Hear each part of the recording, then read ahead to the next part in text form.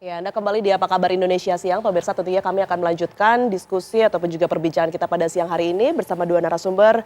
Yang satu hadir di studio ini sudah ada Pak Triawan Munaf dan bergabung via Zoom Pak Sandiaga Uno. Kita ke Pak Triawan lagi. Pak Triawan, dari pandangan Anda melihatnya ini apa sebetulnya yang harus dilakukan pemerintah agar para wisatawan ataupun warga negara asing ini tidak berulah dan membuat kenakalan lagi, Pak? Ya, gini, kita dalam menghadapi ini harus sangat hati-hati karena kita mengharapkan mereka untuk lebih banyak lagi masuk ke Indonesia, terutama ke Bali, ya, sehingga memang tanggung jawab kita untuk membuat semuanya menjadi Bali menjadi satu tempat yang bisa menjadi contoh bagi seluruh Indonesia. Kalau dilihat oleh daerah-daerah lain di Indonesia bahwa Bali tertib, turisnya tertib, peraturannya bagus, mereka akan melakukan sesuatu yang sama. Tapi kalau kelihatan Bali tidak tertib, ya, peraturan tidak ditegakkan, mereka juga akan melakukan yang sama. Kita punya target yang cukup tinggi untuk turis di Bali, ya. Tapi bulan Januari Februari ini sudah tercapai hampir 3 juta turis, ya, dari luar negeri yang masuk ke Bali melalui bandara kita, Ngurah Rai. Nah, tentu ini yang tidak boleh kita adakan aturan-aturan yang mencegah ini, tapi kita juga ingin Bali tetap menjadi tempat turis yang tertib gitu. Itu keseimbangan itu yang kita harapkan semua bisa dilakukan oleh institusi-institusi yang berwenang, termasuk Kemenparekraf yang akan memberikan promosi-promosi dan juga menghimbau kepada para pelaku turisme di Bali bahwa wisata di Bali itu nikmat, ya, aman, nyaman dan lain-lain, dan sudah dibuktikan oleh beberapa YouTuber yang termasuk juga orang asing yang menyatakan bahwa Bali itu banyak sekali dikunjungi oleh bule-bule atau orang asing yang positif, yang mau ikut membersihkan sampah, peduli lingkungan, membantu warga lokal, melatih warga lokal, tapi tidak cari uang. Yang kita tidak inginkan adalah bule yang melanggar hukum, ya, karena memang kurang ada ketegasan. Lalu kedua, bule yang spending uangnya sedikit, bahkan mereka mencari uang di Bali tanpa adanya izin, itu kan nggak boleh.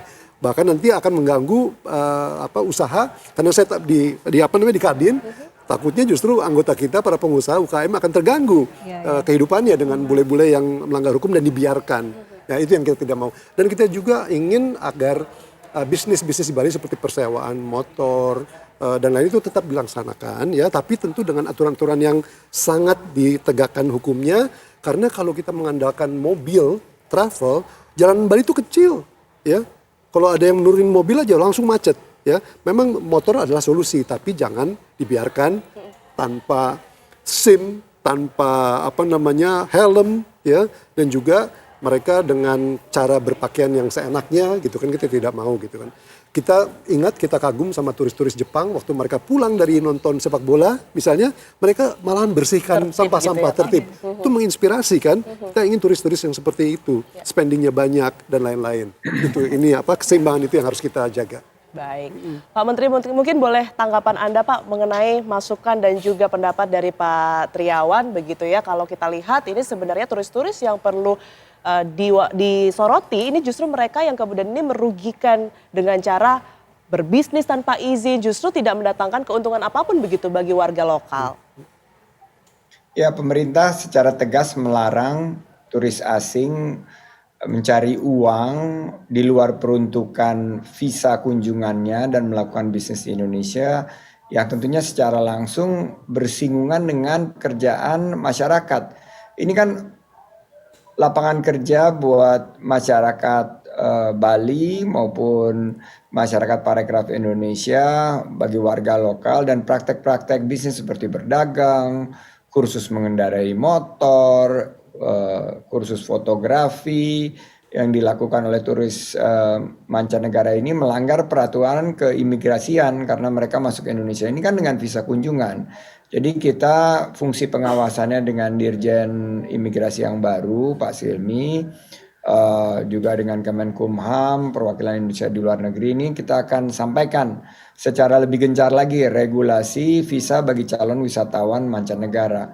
Dan Biro Perjalanan pihak hotel juga harus menyampaikan regulasi yang berlaku. Jadi wisatawan-wisatawan yang masuk ke Indonesia ini paham terhadap apa yang boleh dan apa yang tidak boleh dan ini harus terus kita lakukan dalam rangka sales mission kita. Nah, kami mendukung Pemprov Bali yang terus mengharmonisasi Satgas Pariwisata karena gini, target tahun ini wisatawan mancanegara masuk ke Bali 4 sampai 4,5 juta, bagian dari 7,4 juta wisatawan mancanegara yang kita harapkan membawa devisa pariwisata itu 6 miliar US dollar dan membuka lapangan kerja tadi saya sampaikan 4,4 juta. Nah, ini nggak bisa dilakukan sendiri, harus melibatkan Kadin, imigrasi, kepolisian, seluruh pentahelix termasuk media. Karena kita tujuannya Bali ini kepulihannya itu berkualitas, berkelanjutan dan berkeadilan. Nah, ini yang terus saya garis bawahi dan baru saja tadi pagi saya berkoordinasi dengan Pak Gubernur Bali bagaimana agar pelanggaran-pelanggaran ini tidak terjadi lagi. Bagaimana mewujudkan pariwisata Bali yang berkualitas. Misalnya tadi Pak Triawan bilang jalan di Bali sempit loh, itu kearifan lokal memang karena desa-desa wisata itu yang menjadi tujuan. Nah, kalau misalnya wisatawan ini tidak diperkenankan menyewa kendaraan bermotor roda 2, tentunya akan difasilitasi. Toh banyak juga wisatawan mancanegara yang nggak mahir mengendarai motor, akhirnya mereka kecelakaan dan sudah banyak sekali laporan kepada kami yang kami pantau secara helikopter view melalui big data. Nah, ini kita harus terus dorong agar sosialisasi, edukasi, bahwa aturan, norma dan etika hukum yang harus mereka patuhi, dan kita sudah siapkan hotline-nya juga, pengawasan akan kita tingkatkan dan penertiban ini akan all out dengan tidak ada toleransi sama sekali.